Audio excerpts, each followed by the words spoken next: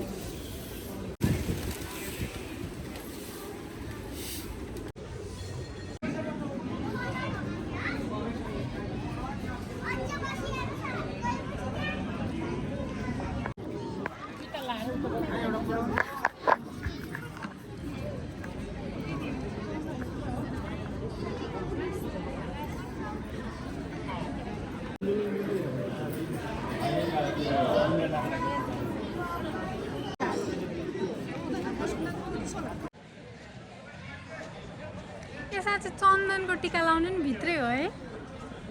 यता कता यता माथि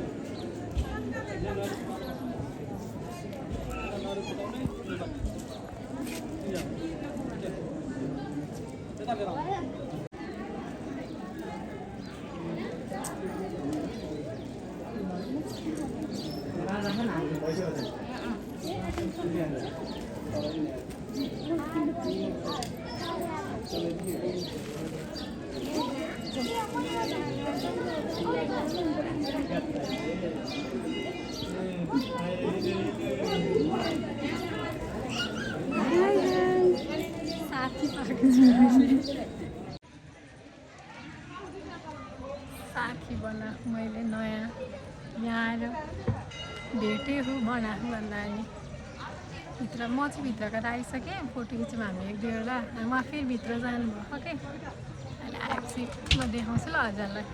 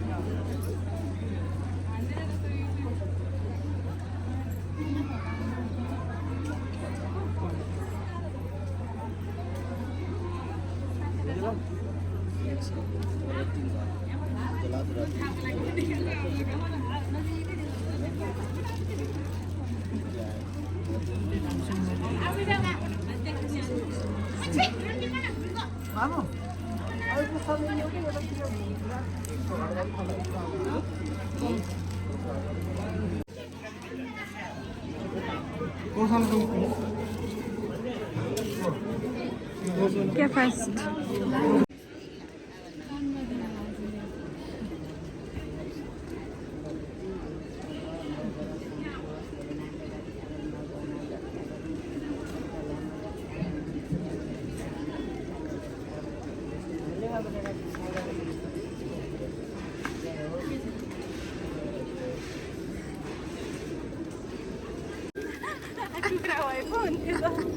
यस्तो मजाले एउटा फेरि मैले भिडियो खिचेको मोबाइलमा त त्यसले साह्रो अन चाहिँ नगरिदिएको छु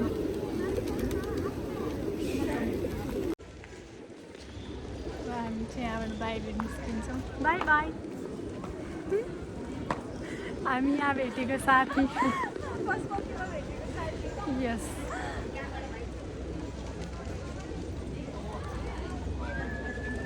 जाम है बाहिर अब ए जाम जाम मलाई थाहै छैन कि म चाहिँ कस्तो भने आउँछु सिधै भित्र छिर्छु सटक्क जाने खालको बाटो अनि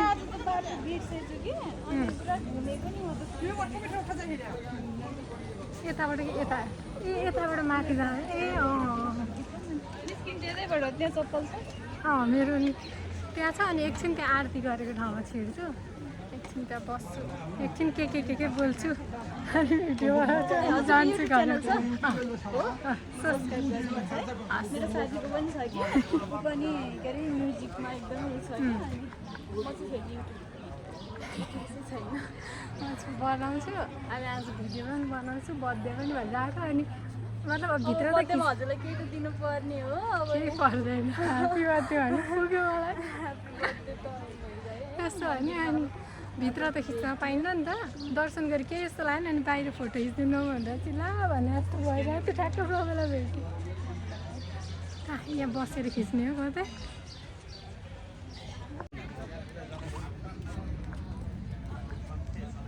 नम्बर भन्नु न भाइ भन्छ दिदीले यस्तो गाली गरेर मम्मीलाई फोन गरेर भनिदिन्छु भनेर मलाई सुन्दैन फेसली फेस कि भन्छ नि मैले मान्छे ठ्याक्क तपाईँ उता जानु त कस्तो दामी आउँछ कि न त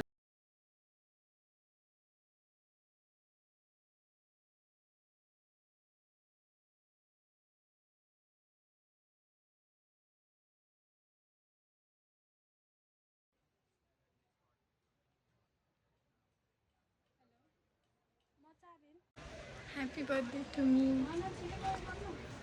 त्यही हो आजको बर्थडे चाहिँ यसरी नै गयो मेरो कति आएँ पूजा गरेँ भित्रको त खिच्न मिल्दैन नि ल फेरि पूजा गरेँ बाहिर आयो फोटो खिचेँ नयाँ साथी भेटेँ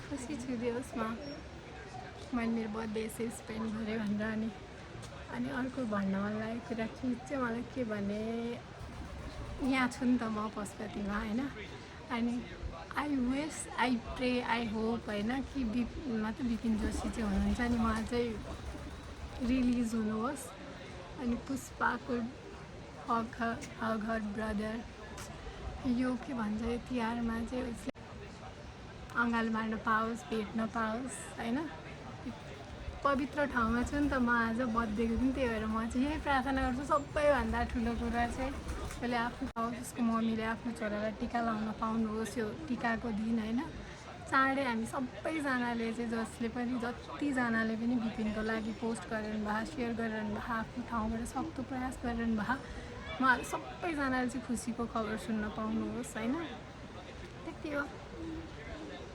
सबैलाई happy Dashain happy birthday to me त्यही हो thank you so much for watching मलाई अरू त के भन्नु है के पनि छैन मसँग भन्ने त्यही हो सबै हेल्दी हुनु होला सबैको इच्छा पुरा होस् पहिला मेरो होस् अनि तपाईँहरूको होस् त्यही हो bye bye hello everyone happy birthday to me once again अनि त्यही हो, सबैजनालाई ह्याप्पी दसैँ, सबैको घरमा खुसियाली छाओस्।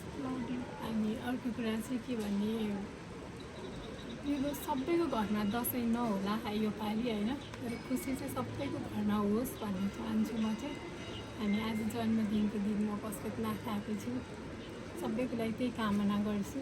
अरू के भनौँ, खुसी छु म।